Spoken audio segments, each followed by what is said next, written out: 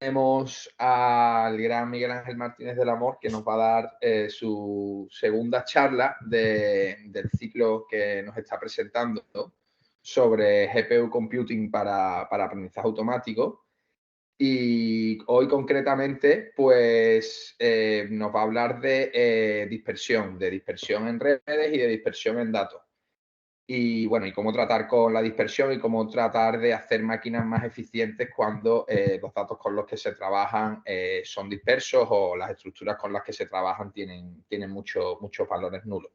Así que nada, Miguel Ángel, todo tuyo y nada, muchísimas gracias por tu participación. Nada, muchas gracias Pedro por la invitación y gracias a todos los asistentes. Voy a intentar condensar todo una serie de conceptos en menos de una hora, lo cual va a ser complicado, así que espero que estéis preparados porque hay muchos conceptos de los que hablar. Y es que en esta primera charla sobre Deep Learning eficiente, bueno, esto es fruto de un poco del estudio que estoy realizando últimamente, que me estoy interesando en todo el tema de la dispersión de datos y eso cómo se presenta Deep Learning y cómo se maneja. Pues aquí os voy a poner un resumen de los conceptos que he ido viendo y bueno, es bastante curioso cómo estas cosas no son nuevas, ya lleva mucho tiempo por ahí rondando. Y además las charlas en realidad son dos partes, ¿vale? Son como dos microcharlas. Una en dispersidad en modelos y dispersidad en los datos, ¿vale? Bueno, no sé si la palabra dispersidad está bien dicha en español. Sparsity en inglés, creo que se traduce como dispersión, pero bueno, si se me escapa dispersidad, por favor, espero que no sangre los oídos si está mal dicho, porque no suelo confundir bastante esa palabra. Bien, pues, por lo dicho, vamos a hablar primero cómo se presenta la dispersión dentro de los modelos y cómo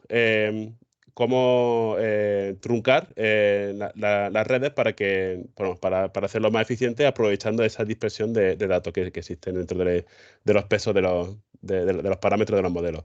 Y por otro lado, veremos también cómo esa dispersión también se puede presentar en los datos y cómo se pueden adaptar ciertas operaciones, como por ejemplo la convolución, a manejar de manera eficiente datos que son, por naturaleza, son datos dispersos. Bueno, pues comencemos con la dispersión en modelos.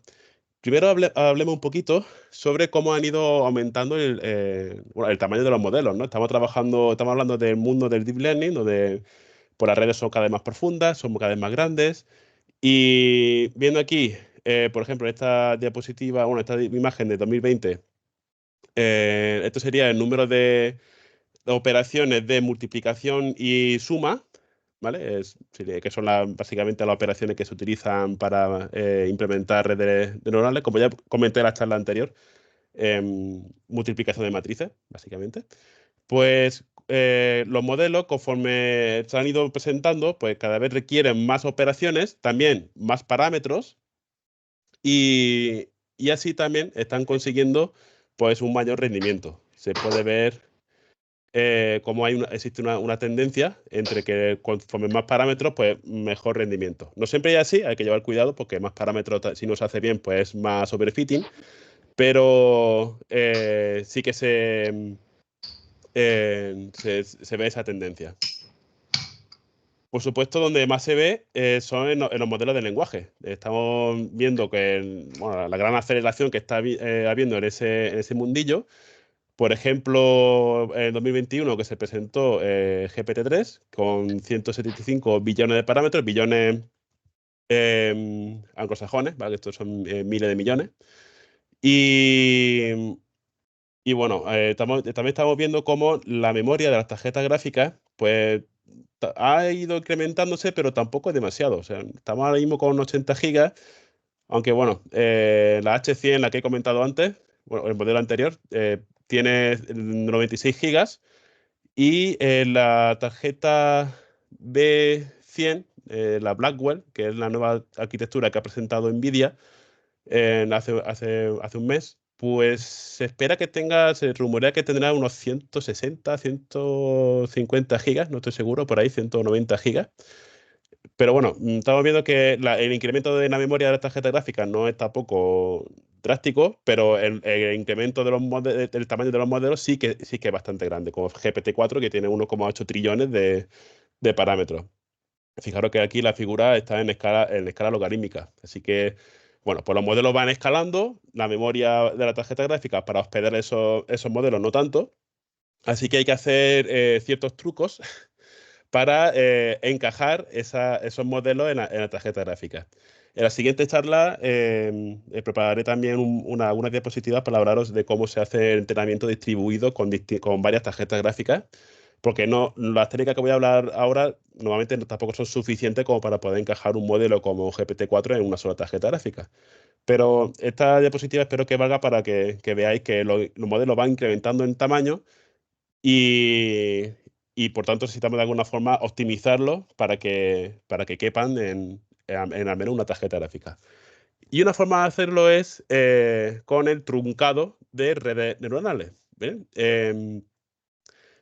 Hay algunos artículos donde se muestra que normalmente hacer, hacer el truncado de redes neuronales que primero han pasado por una fase de cuantización, que, bueno, en esta charla no voy a poder hablar sobre cuantización porque ya se me ha quedado bastante larga y eso también quizás lo comente en la siguiente. Pero si se cuantizan los valores, son valores son los parámetros, por tanto, son valores más pequeños y pues muchos de ellos serán ceros. Y cuando un parámetro en una red es cero, pues no contribuye a lo que es en el proceso de la red, porque recordemos que cuando tenemos una neurona, un parámetro, y tenemos un peso, ¿bien?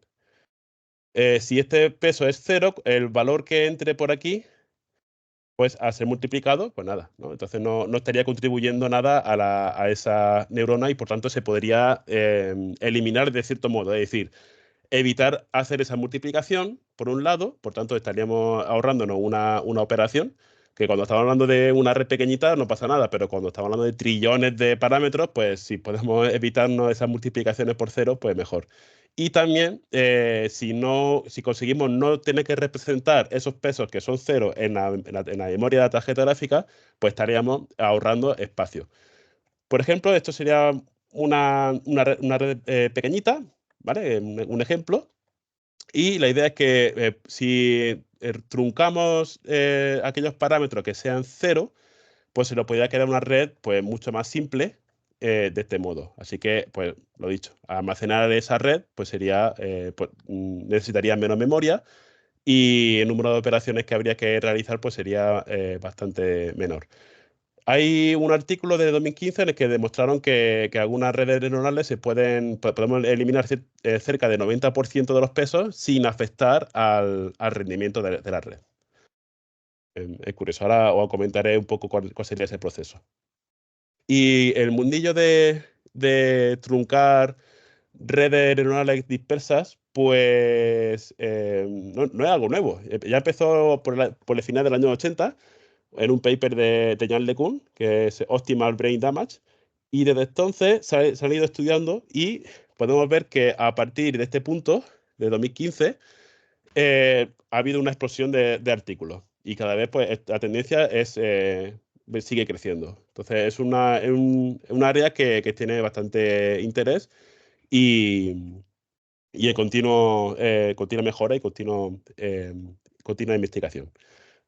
Bueno, pues, a ver, vamos a analizar un poquito el proceso. Fijaros primero, a ver cómo lo puedo hacer. Creo que puedo cambiar color. Bueno, da igual. Aquí. De esta línea negra, ¿vale? Sería el rendimiento base de un modelo. En concreto, esto es AlexNet, ¿vale? Este está sacado de esta primera red que se introdujo en 2012 para competir en ImageNet. Bueno, pues AlexNet fue objeto de este estudio.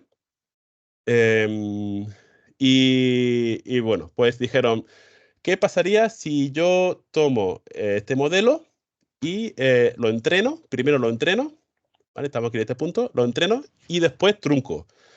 Este truncado no tiene por qué ser solamente sobre aquellos valores que sean cero. Normalmente es raro encontrar un valor que sea cero. Son valores de punto flotante, Así que habrá que redondear un poquito. Es raro que sea 0,00000, sino que solemos encontrar 0,00001, menos 0, menos 0,000 tal, ¿no? Esos son valores que son pues rondando el cero y que podemos pues eliminar. Eso es lo que nos dice el ratio, ¿vale? Esta tasa de truncado nos dice, bien, pues voy a truncar el 50% de los valores.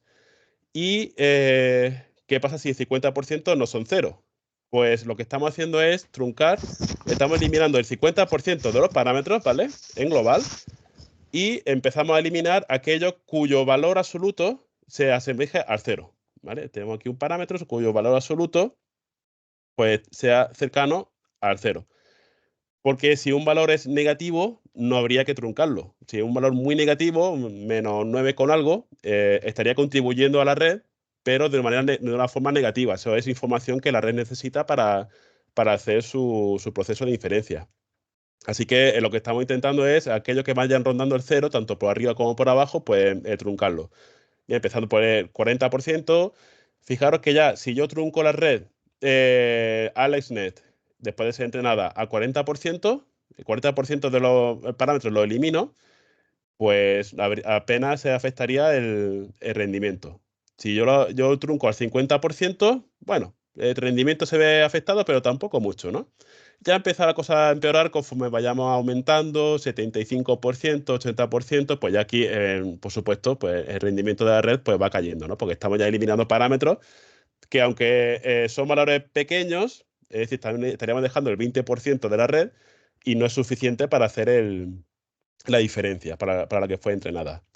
Pero esto es quizás demasiado fuerte. Una forma de hacerlo un poco más suave sería primero entrenar, después truncar y después hacer un fine tuning de nuevo de lo que ha quedado de red sobre los datos, ¿vale? Es decir, hacer una serie de épocas de nuevo sobre el conjunto de entrenamiento para que los pesos que hayan quedado pues se vayan de nuevo ajustando. Esto sería la línea verde que estáis viendo aquí.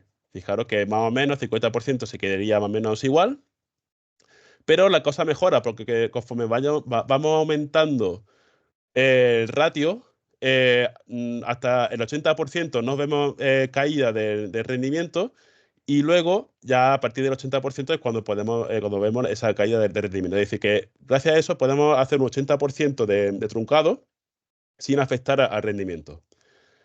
Y podemos ver también que incluso se pueden encontrar pequeñas mejoras en el rendimiento. Y bueno, esto es el rendimiento sobre conjunto de test. Y es que lo que pasa también con esto es que al eliminar ciertos pesos, estamos mejorando también el overfitting. Pero por supuesto esto se consigue si hacemos un fine tuning. Bueno, y por último, esto se puede mejorar todavía este proceso y haciendo primero el entrenamiento del modelo y luego iterar.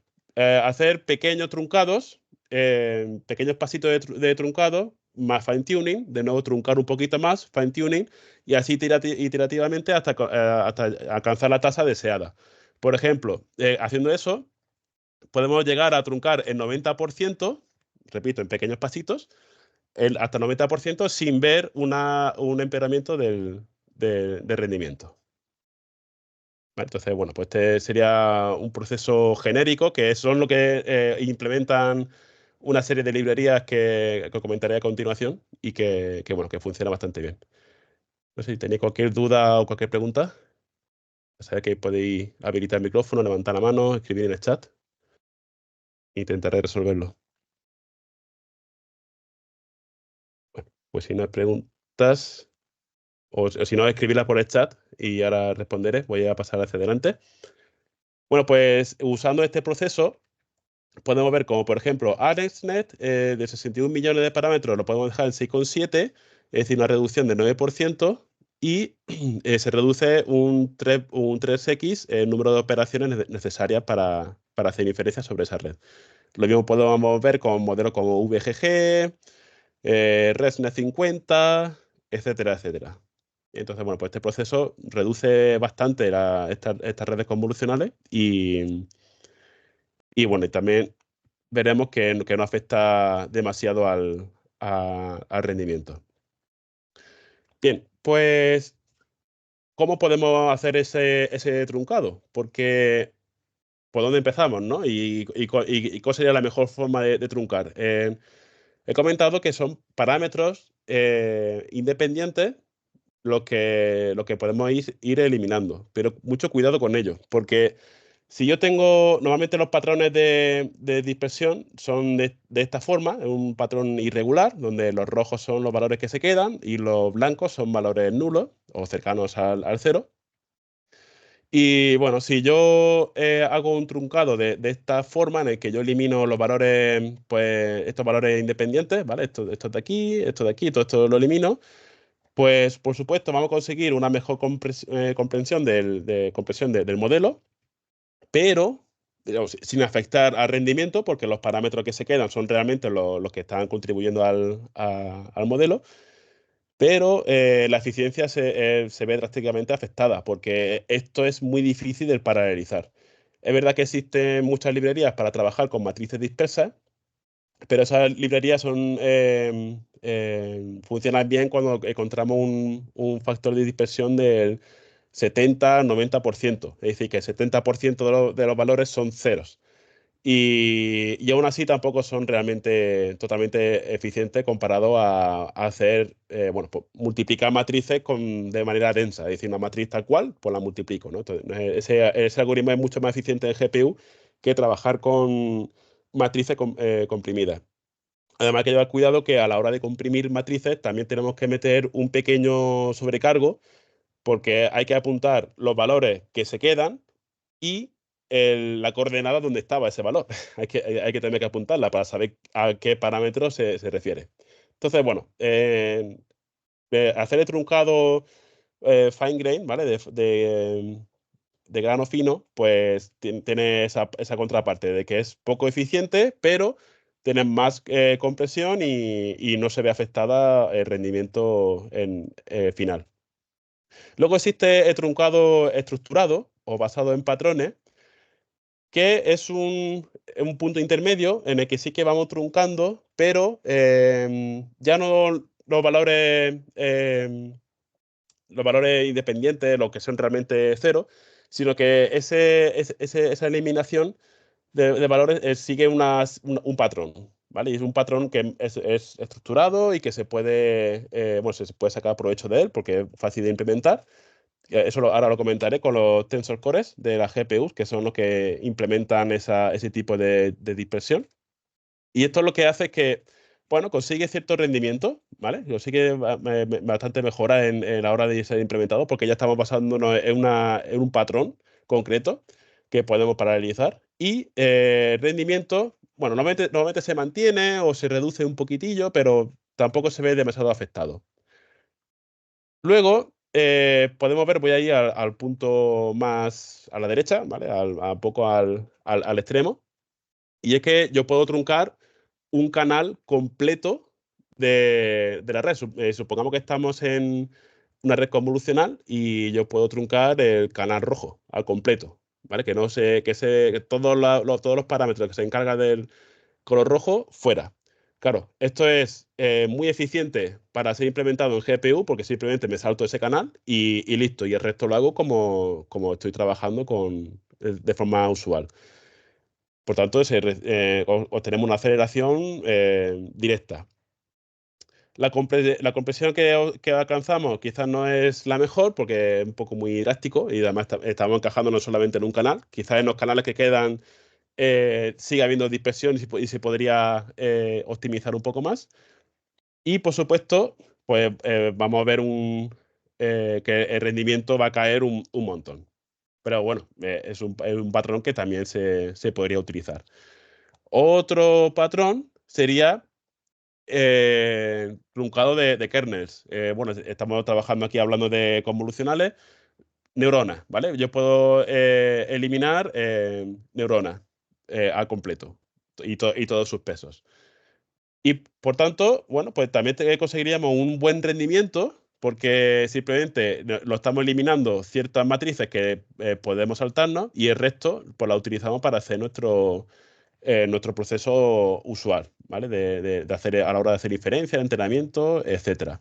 Y la caída de rendimiento pues no es tan drástica como en este caso, porque ya son neuronas concretas.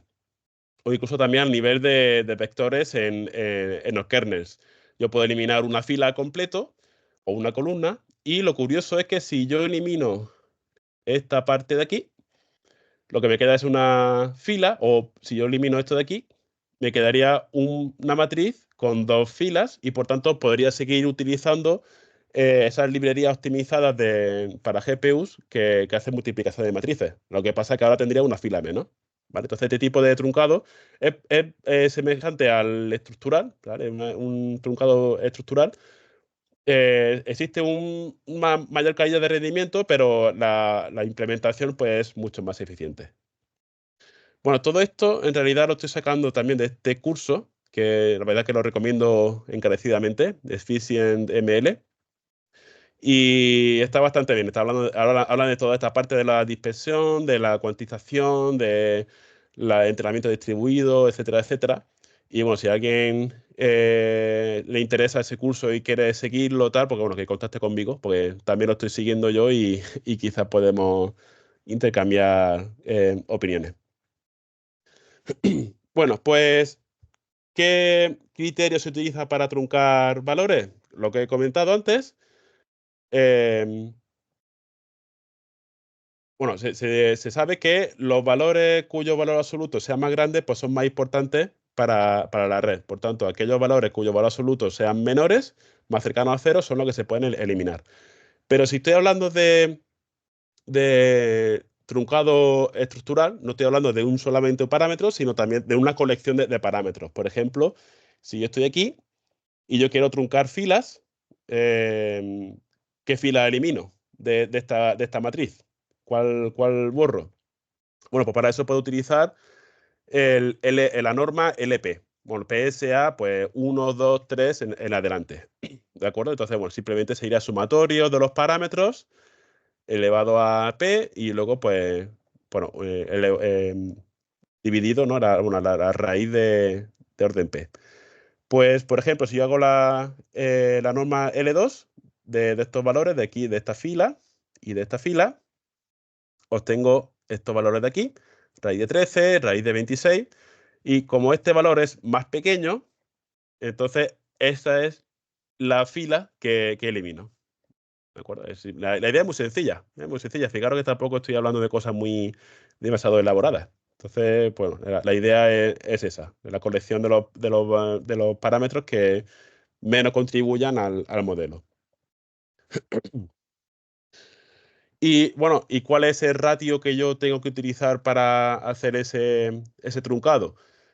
Como he comentado antes, yo puedo hacerlo de manera iterativa, probando de distintos ratios para ver cuándo empieza a haber una caída de rendimiento, pero yo también puedo hacerlo con ratios distintos por cada capa, porque se conoce ya, se ha estudiado que algunas capas son más sensitivas al truncado que otras. Por supuesto, bueno, normalmente las primeras capas son más sensitivas a truncado. Es decir, que si tú truncas demasiado una primera capa con respecto si hubiese truncado una capa posterior, por las primeras capas, si truncas demasiado, el rendimiento cae mucho más.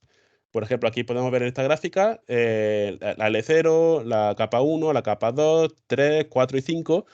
Pues, por ejemplo, la capa 0, pues cae mucho más conforme el rendimiento, ¿vale? Conforme vamos truncando más. Que, por ejemplo, bueno, aquí en esta gráfica L1 no se ve tan afectado. em, la L5 tampoco se afecta mucho. También depende del tamaño de la capa, porque si la capa es muy grande, pues se puede truncar más. Y bueno, existe no solamente la posición de la capa, sino también el tamaño, la naturaleza. No es lo mismo truncar una capa convolucional que una capa densa, etcétera, etcétera. Y entonces, por lo que se hace es, se selecciona una capa, vamos probando ratio el ratio de truncado, y vamos comprobando cómo va cayendo el rendimiento, y lo dejamos en un punto que nos interese y continuamos con otra capa. Eso suele ser también otro algoritmo para hacer ese truncado que estoy comentando. También para modelos que son muy, muy, muy profundos, tipo modelos de lenguaje, lo que sea el hacer la comprobación del rendimiento final del modelo, cuando estamos truncando la primera capa, pues suele ser también muy costoso, porque es un modelo muy grande y esperar a ir probando, hacer el entrenamiento, hacer truncado, a ver cómo funciona, pues sería un proceso lento. Entonces lo que se suele hacer es, me quedo con la salida de esa capa, solamente la salida, y conforme voy truncando, voy comprobando cómo se asemeja la salida de esa capa con respecto a la que tiene originalmente. Entonces es un proceso parecido y sería más eficiente porque no tengo que calcular todo el rendimiento final del modelo. Y como comentaba, todo el tema de la dispersión de datos y de truncado em, también se está empezando a tener en cuenta a nivel de hardware, a nivel de bajo nivel. Y es que desde las tarjetas gráficas de la arquitectura Ampere, tenemos que en los Tensor Cores, ¿de acuerdo? En la GPU, si recordáis la charla anterior, hablaba que en las tarjetas gráficas tenemos los núcleos de CUDA, ¿vale? Los SP, que son los Streaming Processors, o sea, núcleos para ejecutar código CUDA. Y por otro lado tenemos varios otros tipos de núcleos, los Ray Tracing Cores, que son para hacer temas de gráficos, bueno, esto fuera, esto no nos interesa para esto, y los Tensor Cores, que son núcleos para hacer operaciones tensoriales, es decir, núcleos para hacer multiplicación de matrices y suma, ¿vale? Es multiplicación y suma de pequeñas matrices, que son en core de la red de neuronales. Bien, pues estos tensor cores, a partir de la generación Ampere, permiten operaciones dispersas. ¿Y a qué se refiere con eso? Pues que yo tengo una matriz que es, bueno, pues tiene los valores dispersos, muchos valores que son cero o son valores muy pequeños. Yo puedo comprimir esa matriz de cierta forma y seguir trabajando. ¿Cómo? Esto lo que hacen es la compresión estructural, ¿vale? 2-4. Y es que tomamos la matriz y cada 4 valores me quedo con 2. Me quedo con... ¿Cuáles 2? Por los que tengan los valores más altos. Eso es muy eficiente a la hora de ser implementado. Entonces me quedo con solamente 2, ¿vale? Estos serían los 2 valores que vienen de esos 4, de esta fila de 4. De estos 4 me quedo con estos 2 y así sucesivamente. Y también necesitamos un pequeño overhead, una pequeña sobrecarga, para indicar para cada valor en qué posición estaba. Solamente nos hace falta 2 bits porque sería la posición local, ¿vale? La posición dentro de esos 4 valores. Es decir, sería 0, 1, 2 y 3. Así que solamente hace falta 2 bits. Bien, bueno, pues teniendo esta información, ya he comprimido la matriz a la mitad y puedo hacer esa multiplicación matricial que hacen estos procesadores específicos. Miguel Ángel, Sí, perdón, que no te quería interrumpir, pero es sí, que sí. te lo he escrito por el chat por si acaso. No se ve el cursor, por si acaso estás indicando en Oh, algún vale, vale. momento. Ahora sí, Vale. ¿no? No. Cursor. Es Sí, que ahora yo sí lo veo. al ser ¿Cuál? compartido, ¿el qué? Yo sí lo veo, ¿eh? Ahora se acaba de ver el cursor, no se estaba viendo, pero ahora mismo se acaba de activar el triangulito negro. Yo sí lo estoy Vale, viendo. vale, vale. Vale, es que Vale, cuando tengo en modo lápiz para ir escribiendo, yo sí veo eso el es. puntito, pero vosotros no, de acuerdo. Pues gracias. Vale, nada, Ah, mira, nada. tengo también un puntero láser. Qué guay. Eso es, que hay herramientas para eso. ¿Vale? Qué Ya. moderno. De acuerdo, muchas gracias. Pues lo dicho, podemos comprimir esa matriz, eso lo hace ya a nivel hardware, entonces no tenemos que hacer nosotros tampoco mucho más. Y también hay que tener en cuenta que no siempre tenemos esta distribución de datos dispersos y puede ser que nos estemos cargando parámetros que sean relevantes. Abajo de 4 valores, pues supongamos aquí, en este caso, que este y este recuadro, estos 4 valores son relevantes y aún así quitaríamos 2 de ellos. Por tanto, el rendimiento final del modelo la precisión pues se va a caer, por supuesto, pero tampoco demasiado. Pero sí que vamos a ver una mejora de rendimiento. El pico sería un 2x, es decir, que debería de ir de doble de rápido, porque la matriz sería la mitad, ¿no? Pero bueno, normalmente lo que conseguimos son de orden de 1,5, 1,3, entonces un 20% más rápido, también más eficiente a nivel de gasto de energía, lo cual es también importante. Bueno, pues ese sería un poco cómo funcionan los tensor cores a la hora de trabajar con matrices dispersas. Y bueno, lo dicho, aquí caería un poquito el rendimiento. El denso sería 28,5 y pues sube a 28,2 y sube a 28,5. O incluso en algunos modelos, pues quizás no se ve incluso afectado el rendimiento. ¿Y cómo podéis utilizar todo esto? Ahí tenéis que implementarlo a mano, un algoritmo que vaya truncando a nivel de capas, a nivel de parámetros, ir probando, tal. Bueno, por supuesto que no. Todo esto ya está más que trillado y más que implementado y optimizado. Si sois usuarios de PyTorch, echarle un vistazo a ASP, que forma parte de la librería Apex.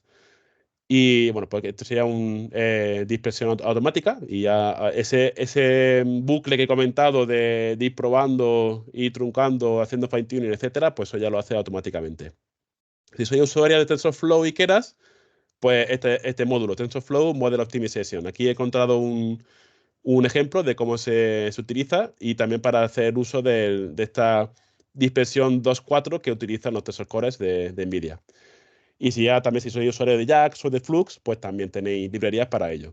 Y TensorRT, que es esa librería que tiene de NVIDIA para desplegar modelos, optimizarlos y desplegarlos para hacer inferencia de forma eficiente, pues esta librería no hace ese cálculo de dispersión, porque este cálculo requiere hacer fine-tuning, por tanto, entrenar más. Este modelo, esta librería solamente hace optimizado y despliega. Pues lo que hace es que, bueno, pues admite modelos que hayan sido truncados en este formato. ¿De acuerdo? Entonces, bueno, pues lo podéis utilizar directamente también. Pues nada, la primera parte de la charla ya estaría. Voy a ver un poquito de agua si tenía alguna pregunta.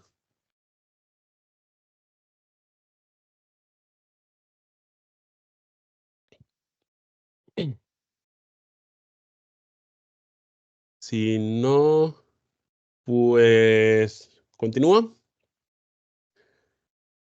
Esta parte se complica un poco más, ¿vale? No es tan fácil como la anterior. Aquí vamos a trabajar con dispersión en datos y vamos a ver cómo adaptar una operación clásica como la convolución para trabajar con datos dispersos. Y es que hemos hablado de que los parámetros en los modelos puede haber dispersión, es decir, que puede haber muchos valores que son ceros, e incluso también puedo empezar a truncar y ser un poco más drásticos y eliminar parámetros que no sean cero, pero y aún así tampoco afectar demasiado al rendimiento de la red. Pero ¿qué pasa con los datos? ¿Existe dispersión? Pues sí, sí, existe en ciertas aplicaciones momentos en el que los datos de entrada en la red pues son dispersos. Es decir, que tenemos valores distintos a cero, dispersos en ese volumen, en ese tensor, en el que en la mayoría de los valores son cero. Tanto si estamos hablando en 3D como en 2D, etc. Esto suele pasar con, por ejemplo, cuando trabajamos con nube de puntos. Si yo tengo datos de un LiDAR, de ese haz de láser que se va propagando por el espacio y va chocando sobre un elemento, al final lo tengo una nube de puntos en el que la mayoría de los valores que yo tengo son cero, porque es un espacio, y luego solamente tengo un puntito en cada dirección en el que yo he hecho ese haz de láser. Entonces, bueno, pues aquí la mayoría, estos son datos volumétricos, estoy hablando de un volumen en 3D, así que la mayoría del espacio es cero. O también cuando trabajamos con modelos de objetos, por ejemplo, con una bañera, una cama, existen muchos datasets, ModernNet, ShapeNet, ScanNet, son datasets de objetos cotidianos que bueno, pues se fueron leídos con distintos hardware y al final lo que obtenemos es un pequeño cubo donde tenemos una nube de puntos de las superficies. Por supuesto, no tenemos el relleno. Si estamos trabajando con una pelota, por ejemplo, solamente indicamos lo que sería la superficie de la pelota. No sabemos lo que hay dentro. Así que, pues, con más INRI, la mayoría de los valores son cero, solamente tenemos la superficie. Y bueno, pues existen varias formas de comprimir un tensor cuyos valores son que sea disperso, ¿vale? Un tensor disperso se puede comprimir de varias formas. Voy a hablar de dos en concreto. Esta de aquí, que sería la coordinate y la CSF. La coordinate es simplemente, me quedo con la lista de valores que sean distintos de 0 de tensor, ¿vale? De tensor yo tengo para cada coordenada qué valor hay en ese puntito, pues elimino todo lo que sea 0. Solamente me quedo con aquellos valores que no sean 0. Y un listado, a la par de esos valores, tengo también una lista del mismo tamaño que me dice para cada valor en qué coordenada estaba ese valor no 0, porque tengo que saber ubicarlo, ¿no? No solamente el valor, sino de su posición. Pues, por ejemplo, si yo estoy trabajando con un volumen de de dimensión 4, pues en la posición 1, 1, 1, 2 tenía un valor. Supongamos que 0,9. En el 1, 1, 1, 3, pues tenía el valor 11,5. Y así sucesivamente. ¿Vale? Bueno, pues este sería el coordinate o COO, también se suele denominar. Otra forma de comprimir tensores dispersos sería lo mismo. Tendríamos un listado de valores que son no nulos, pero esas coordenadas las puedo comprimir un poco más. Y es que existe una cierta relación entre las coordenadas. Por ejemplo, si yo empiezo con la dimensión i, yo solamente tengo valores no nulos en la posición 1 y 2 en la dimensión i, ¿vale? Dimensión 1 y 2 de la i. Ahora, si yo estoy en la 1, ¿en qué posiciones de la j hay valores no nulos? En la 1 y en la 2, ¿no? Pues en la 1, pues en la j, 1 y 2. Si yo estoy en la posición 2 de la i, pues en la j solamente en la posición 2, ¿vale? Cuando estoy en la 2 de la i, en la j solamente hay valores no nulos en la posición 2. Y continúo pues con la k, ¿no? Pues venga, para cuando j es 1, k solamente puede ser 1. Cuando j es 2, k puede ser 1 o 2. Bien, y todo lo que tengo aquí. Estos tipos de árboles también pueden ser distintos según por qué dimensión comience. Pues esas relaciones pues también pueden ser de forma distinta. Esto suele ser bastante útil cuando existe una cierta distribución en los datos que sea homogénea, y entonces podemos comprimir bastante estas coordenadas. Pero normalmente lo que se utiliza es la primera, la coordinate, porque funciona mejor cuando la dispersión es uniforme, un poco más distribuida en sí, y también cuando la entrada y la salida, tanto el tensor de entrada como el tensor de salida, está en ese formato. Tened en cuenta que si mi entrada está en este formato, la salida, el tensor de salida, tengo que recomputar estos árboles. Mientras que aquí no tengo que hacer ninguna computación, simplemente pongo el listado de las coordenadas y listo. Vale, bueno, aquí en este trabajo fin de máster del MIT, me parece que no, pero esto sería un buen paper. Analizan estos dos formatos. Y por tanto se utiliza más la coordinate. Bueno, y también existe el problema de la dimensionalidad, ¿no? ¿Cómo me sale el nombre? Maldición. Maldición, es que iba a decirlo de curse. La maldición de la dimensionalidad. Y es que conforme vamos añadiendo dimensiones, la carga computacional explota. Es exponencial, no es lineal. Uno añade dimensiones de forma lineal, pero para procesar todas esas nuevas dimensiones necesitamos más carga computacional todavía. Y es que hacer una convolución de una dimensión es más eficiente que hacer una convolución de dos dimensiones. Pero hay que hacer una convolución tridimensional es mucho más complejo que hacer una convolución de 2 dimensiones. Y si hacemos una 4D es aún mucho más complejo que hacer una 3D. Más complejo que la 3D con respecto a la 2D. Por tanto, existe también una carga computacional a la hora de ir añadiendo dimensiones, en el que primero vemos más dispersión de datos conforme vamos aumentando la dimensionalidad, y también la carga para procesar esos datos pues, se ve aumentado. Así que, bueno, pues hay que hacer uso, hay que aprovechar esa dispersión de datos que sí que sabemos que ocurre. Y ahí es donde entran las convoluciones dispersas. Vamos a ver cómo funciona. Cómo podemos adaptar la convolución para trabajar con datos, con tensores en formato disperso. Primero, un recordatorio rápido. Recordemos que para las GPUs, la forma más eficiente de implementar la convolución densa, la convolución clásica, es con la multiplicación de matrices.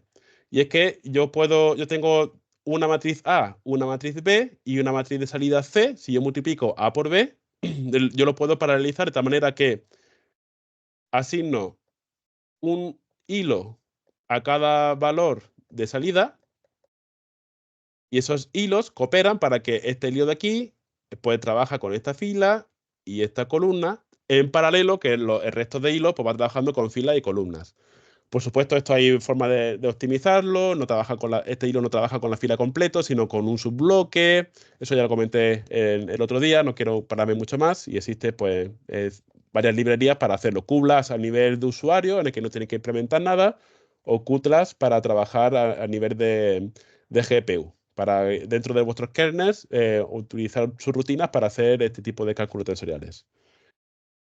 Y todo esto se hace porque yo puedo transformar una imagen de entrada en un formato columnar en el que yo digo, bueno, pues desarrollo todos los encajes que yo tengo de la convolución aquí por columnas. Por ejemplo, si yo tengo un kernel de 2×2, estos son los kernels, y esta es la imagen de entrada, pues si el kernel de 2×2 se encaja en esta submatriz de canal rojo, pues D4, aquí, D4, D3, D1, D0, lo pongo aquí en esta columna. D5, D4, D1, D2, D1 lo pongo aquí. D7, D6, D4, D3 lo pongo aquí. Y así sucesivamente. Son todos los encajes que puedo hacer del kernel de convolución. Esta es la transformación que hago de la imagen. Y ahora aplano los filtros, es decir, los pongo por filas.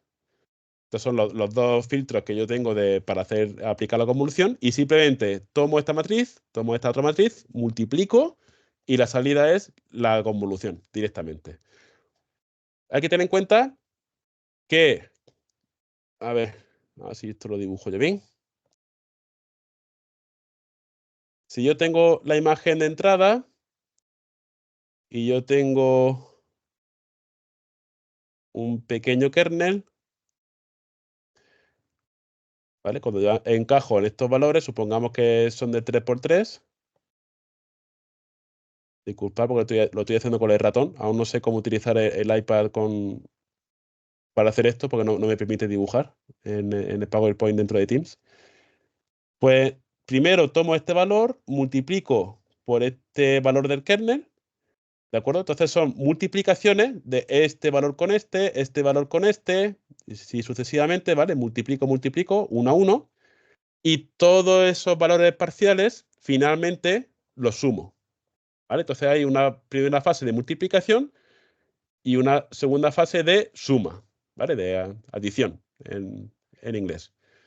Y esa es la salida de la convolución. Esto tenerlo en cuenta porque va a ser interesante para lo que voy a contar. Primero multiplicar y después sumar. Bueno, pues, ¿cómo puedo trabajar con convoluciones en un volumen en 3D que hospeda valores de forma dispersa? Un objeto, ¿no? En el que la mayoría de los valores son cero. Pues yo puedo hacer un octree, ¿vale? Si yo puedo hacer un quadtree en 2 dimensiones, quadtree en 2 dimensiones es, yo subdivido el espacio primero en 4 y luego voy subdividiendo según mis requisitos. En el caso de que yo tenga un elemento aquí, una forma aquí, pues yo puedo seguir subdividiendo este esta cuadrícula de aquí. Esto de aquí ya no tengo que seguir subdividiendo porque yo sé que allí no hay nada. ¿Vale? Y ahora pues voy refinando, voy subdividiendo, voy subdividiendo, voy subdividiendo y así sucesivamente. Aquí podéis ver esto mejor dibujado. ¿Vale? Pues lo mismo en tres dimensiones. En tres dimensiones sería un octree, ¿vale? Porque sería por 8. Porque son ya para solamente en 2, sino también en las siguientes dimensiones, en Z.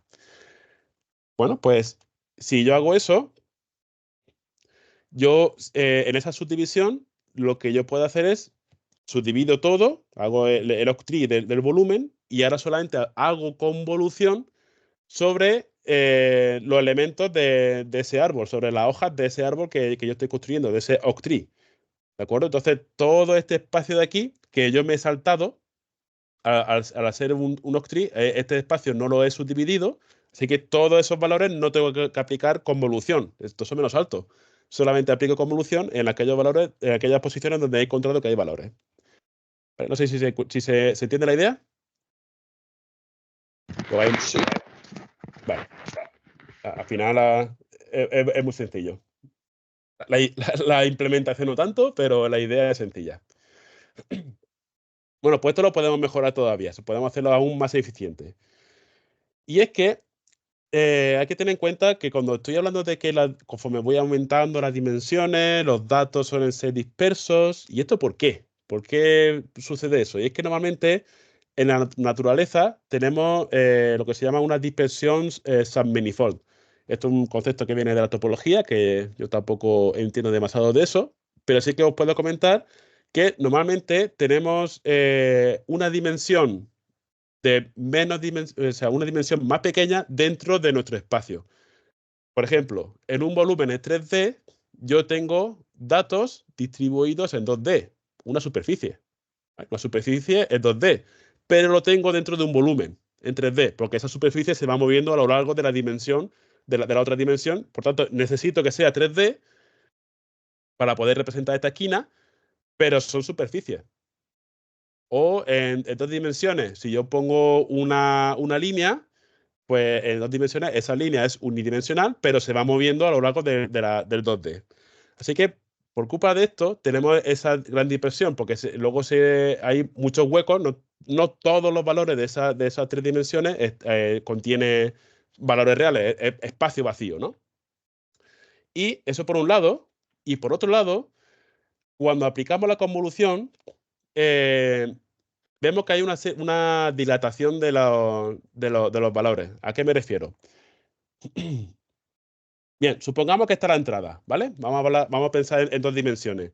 Supongamos que esa es la entrada de mi red. Una línea en 2 dimensiones. Si yo aplico convolución, bueno, pues yo aplico, por ejemplo, convolución en este punto, entonces, pues, en ese punto sería el resultado de la convolución de esos valores, ¿no? De multiplico todos los valores de ese kernel, pillará espacios vacíos, pillará valores no nulos y al final pues sumo y ese es el resultado de la convolución. Vale. Pero la convolución se hace sobre todo el espacio, ¿vale? No solamente sobre la línea, sino también sobre todo el espacio. ¿Qué pasa cuando yo aplico convolución en esa posición, ¿vale? En esta posición de aquí, este puntito aquí dibujado. Pues que el kernel va a pillar el espacio vacío que hay aquí, son valores 0, pero también sus vecinos van a ser parte de la línea de entrada. Así que sería un valor un poco más pequeño, pero ya no es un valor nulo. Entonces, en la salida de esa operación de convolución, existe una dilatación de los datos. Es decir, ahora hay menos posiciones que son nulos. Y lo que lo iba a decir al revés. Ahora hay más posiciones que tienen valores no nulos. ¿Se entiende el concepto de lo Sí. que sucede? Entonces, ahora si de nuevo o viene otra capa convolucional, ahora otra vez se dilata, porque esta posición de aquí, cuando vaya a hacer la convolución aquí, va a pillar estos valores que son no nulos y por tanto, otra vez vamos a ver más posiciones con valores no nulos. Por tanto, todo lo que vayamos a hacer de esfuerzo, como calcular un octree, etcétera, conforme vamos adentrándonos en los mapas de activación en una red profunda, pues vemos que hay menos dispersión. Entonces, este es otra cosa a tener en cuenta. ¿Soluciona esto? Pues hacer una nueva operación de convolución que se llama Submanifold Sparse Convolution. Si yo tengo una entrada, ¿vale? Esta es la entrada, mi tensor de entrada, y solamente tengo valores no nulos aquí, aquí, aquí, aquí, aquí y aquí, ¿de acuerdo? En la convolución, como he dicho, yo aplico convolución a todos los valores de la salida. Por tanto, aquí, este valor de aquí, como se va a hacer la convolución con estos dos valores no nulos, entonces la salida va a tener un valor no nulo. Por supuesto, habrán valores como este de aquí, que pilla todo vacío y entonces seguirá siendo un valor nulo. Pero ya ahí vemos esa dispersión. Bueno, pues la idea es que, fuera eso, vamos a hacer convolución solamente sobre los valores de entrada que tengan sitios activos, valores no nulos. Así que yo aplico solamente convolución a este de aquí, voy a hacerlo con el cursor, a este valor de aquí, una convolución centrada aquí, otra convolución centrada aquí, una convolución centrada aquí, aquí, aquí y aquí. Y el resto de valores, pues en el resto de valores no hago nada más. No hago convolución, solamente calculo valores de convolución en estos puntos. Así que, primero, me evito esa dilatación de los datos. Voy a tiro hecho sobre los valores, a los valores que ya conozco que tienen valores no nulos. Y nada más. Por supuesto, existe el problema de que no es la convolución al completo, así que vamos a ver una caída de rendimiento. Pero si yo cuando trabajo con un Octree sobre el dataset ModernNet 40, que este es este dataset de aquí, ¿vale? ModernNet, sobre ese dataset, yo sé que hay en los valores de entrada hay como 1,3% de sitios activos de media, ¿vale? Fijaros la gran dispersión que hay en los datos.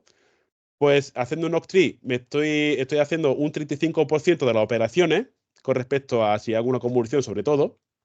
Cuando hago este otro tipo de convolución, solamente estoy haciendo el 0,6% de operaciones con respecto a de operación de convolución con respecto a si hago una convolución clásica. Entonces, fijaros que la cantidad de convoluciones que tengo que hacer, de operaciones de convolución, se disminuye drásticamente.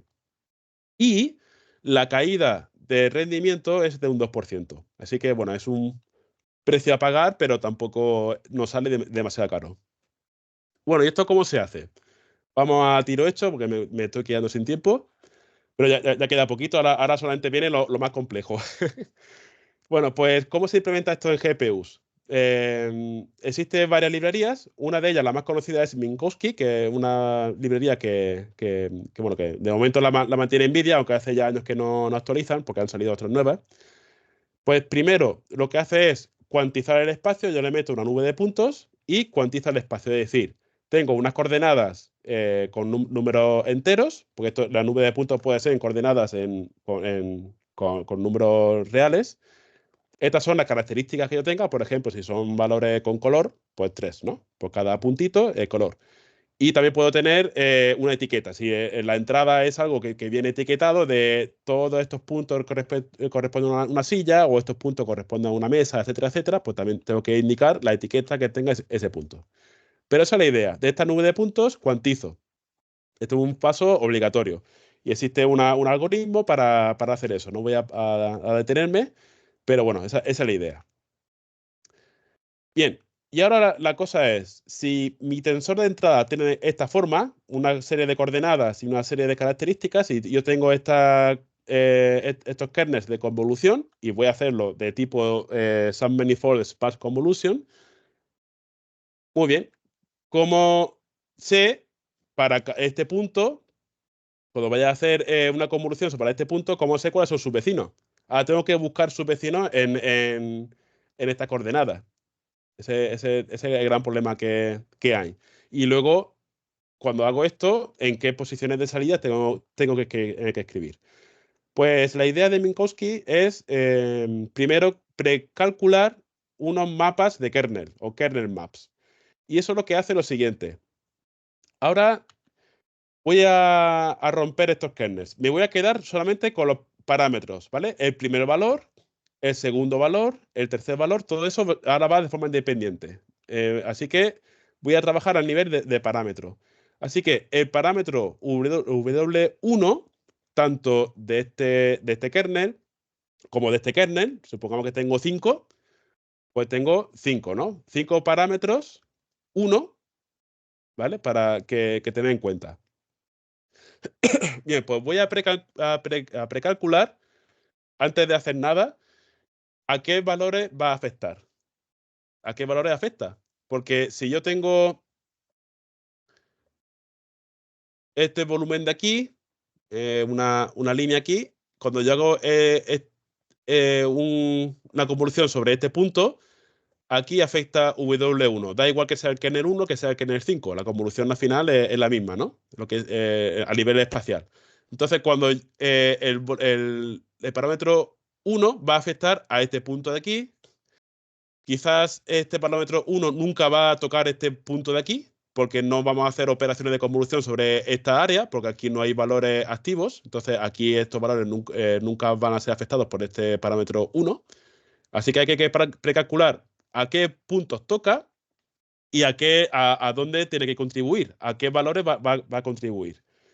Bueno, pues todo eso se precalcula de tal forma que me dice, para el parámetro 1 hay que tener en cuenta pues este valor de aquí, este de aquí, este de aquí, y la multiplicación de este valor por este parámetro hay que almacenarlo en esta posición. ¿Bien? De nuevo, ¿cómo se hace? Pues primero, estos kernel maps tienen dos vectores, la entrada y las salidas, que son índices, ¿vale? Esto de aquí me dice qué elementos del tensor de entrada hay que precargar, hay que acceder a pues, este valor, este no hace falta, este nunca va a ser afectado por el parámetro 1 del kernel, este valor, y los condenso en una matriz. Ahora, tengo esta matriz, tengo esta otra matriz, que son pues esa colección de parámetros, de parámetro 1 de todos los kernels de convolución, y lo multiplico, ¿vale? Tanto que sea una multiplicación de matrices, la que yo quiera. Y ahora la salida, ¿dónde la guardo? Pues eso me lo indica el vector de salida O. Y bueno, pues eso es lo que hacemos. La salida la almaceno en estas posiciones. Hay que tener en cuenta lo siguiente, y es que esto es solamente la multiplicación, ¿vale? Esa parte que he dicho de la convolución, que primero multiplica y después sumas, esto precalcula esas multiplicaciones que tengo que hacer. En estas salidas hay que tener cuidado porque no puedo almacenar el producto que he obtenido aquí directamente. Tengo que sumarlo a lo que haya, ¿vale? Lo mismo aplico para el resto de parámetros. Parámetro 1 afecta a todos estos elementos, parámetro 2 afecta a todos estos elementos, parámetro 3 afecta a todos esos elementos.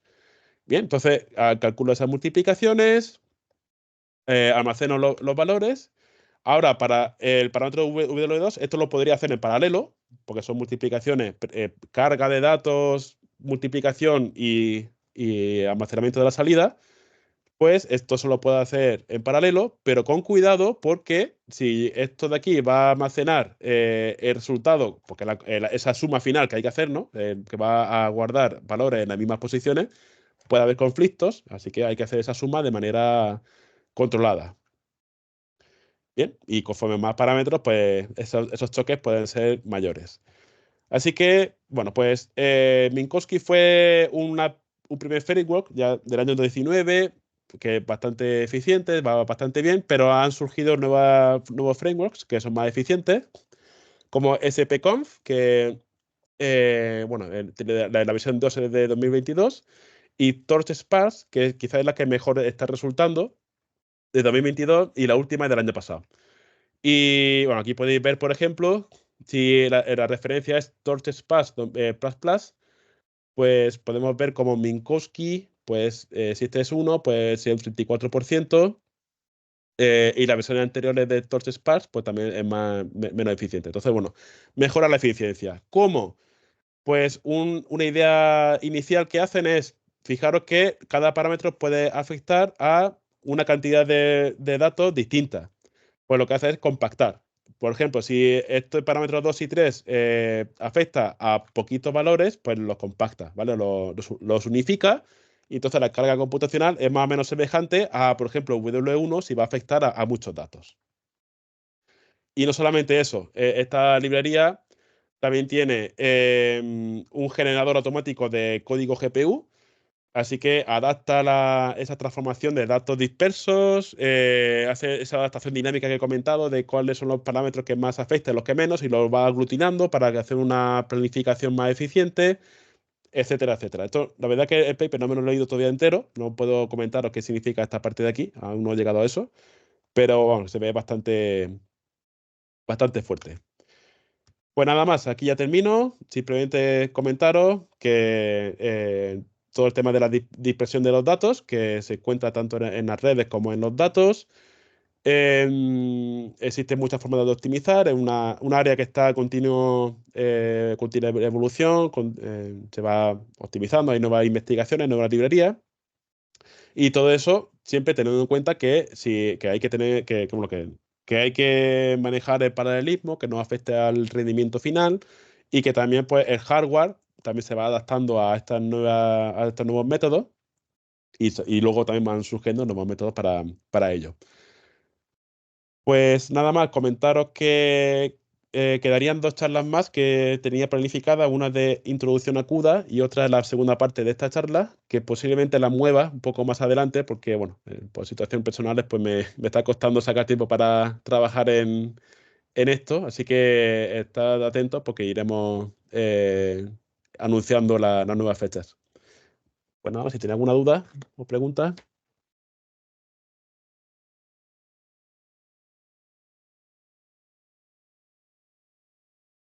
Se ha hecho estudio de eficiencia de base de consumo y impacto. Sí, hay bastantes estudios sobre eso. Ahora mismo no conozco ninguno, pero me suena haber visto.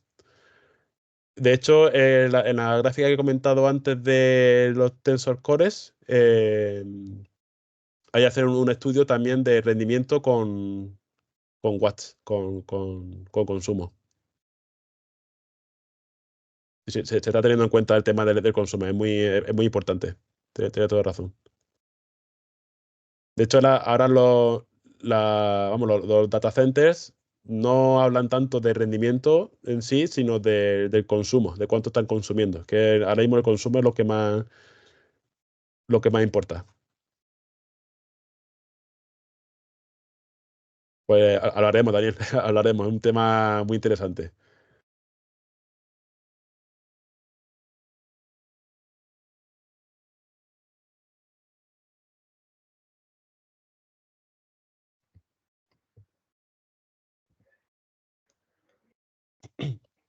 José Luis parece que había levantado la mano. ¿Tiene una pregunta? Parece que está escribiendo en el chat.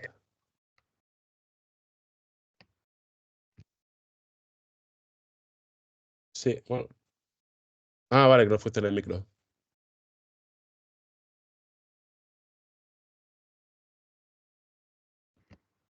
Vale, si quieres, mientras te planteo yo la mía, Miguel Ángel. Vale.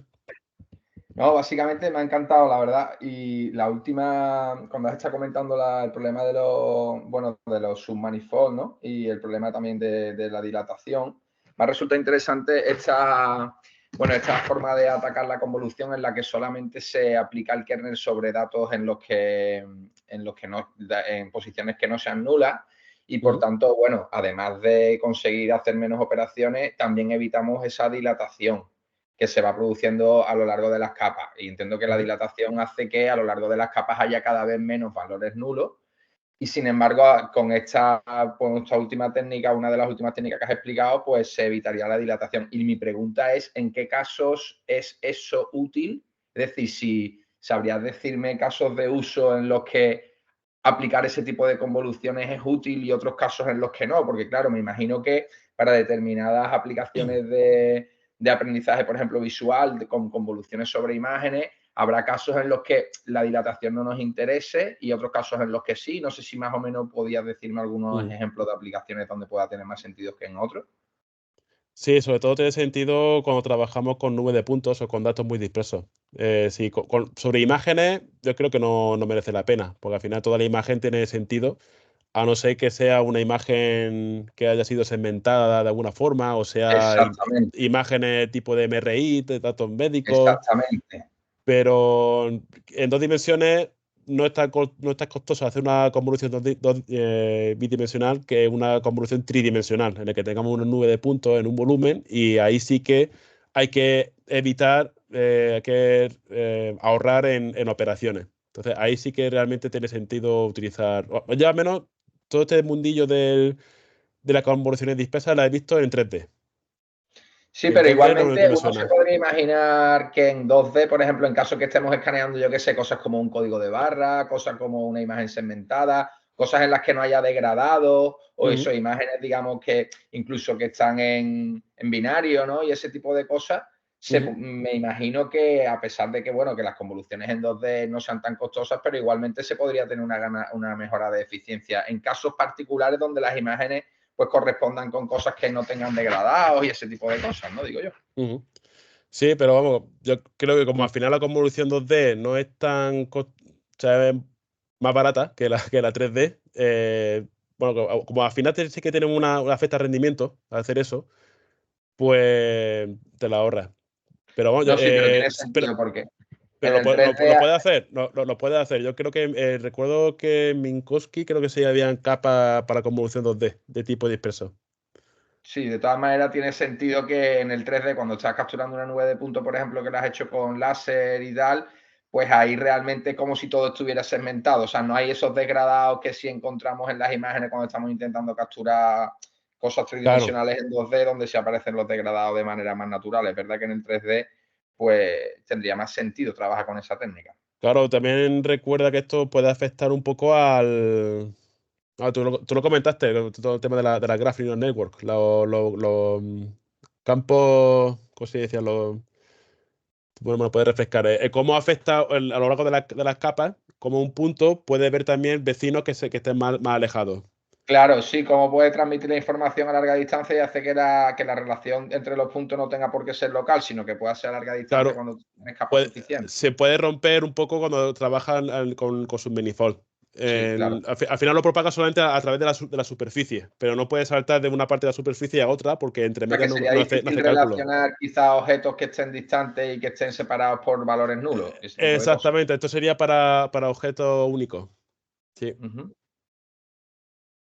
Normalmente se hace para eso. Por lo que yo estoy viendo.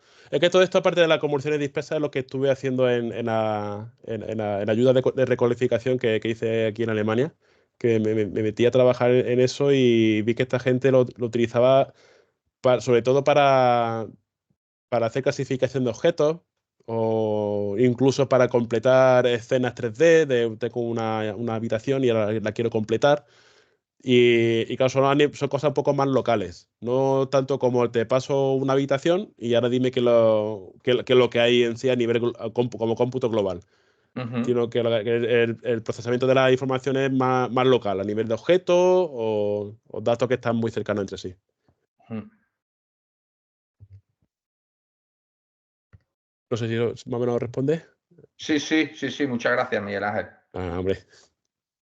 Hablaremos de estas cosas, la verdad que son bastante interesantes. Me pregunta José Luis, que está muy centrado en convoluciones, porque bueno, esto es parte de lo que estuve estudiando y quería comentarlo.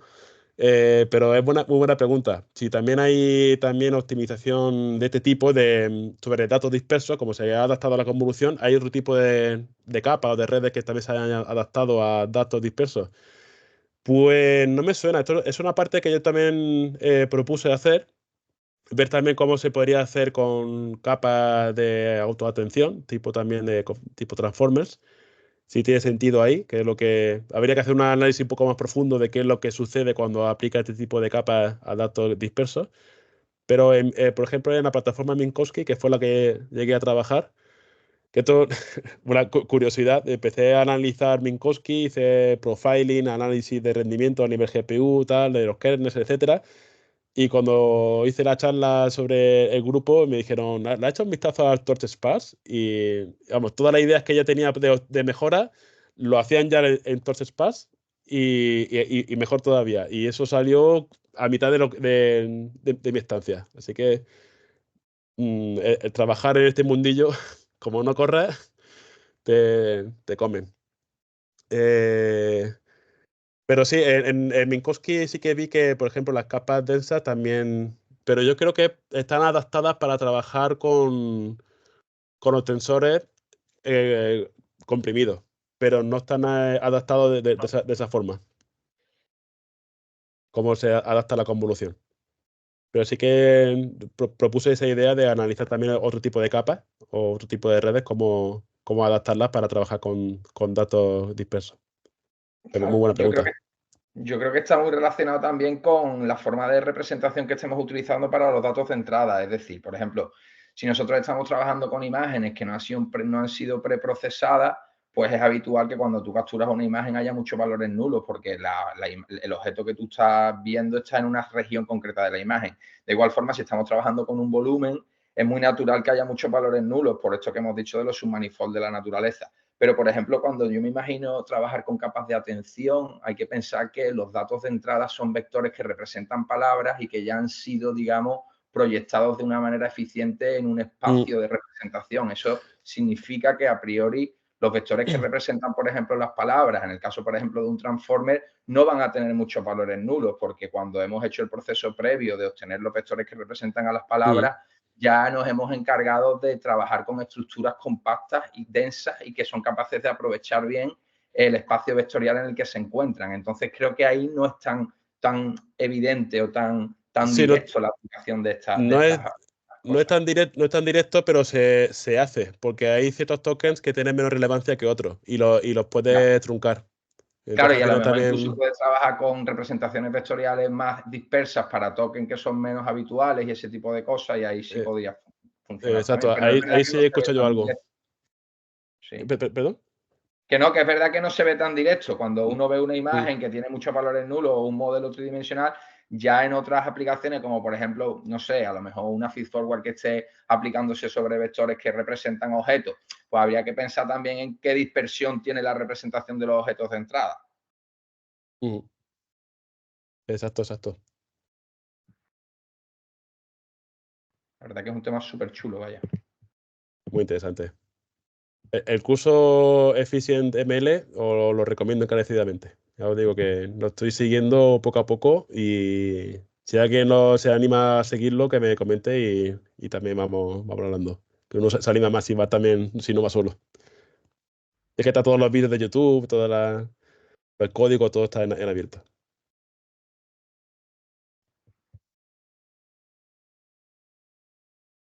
Pues nada más, creo que tengo ya la grabación. Si no hay más.